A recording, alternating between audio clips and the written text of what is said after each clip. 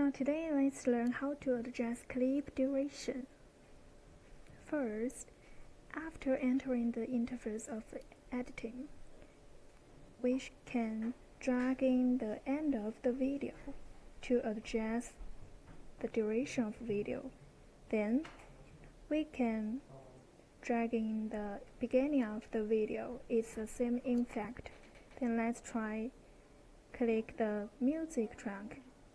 You can drag in the end of the music or the beginning of music to adjust the duration of music, just like this. You can see, yeah. And the text,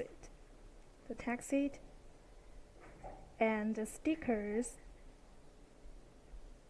is the same way to adjust the duration of them. Okay, so that's it for adjust clip duration. See you next.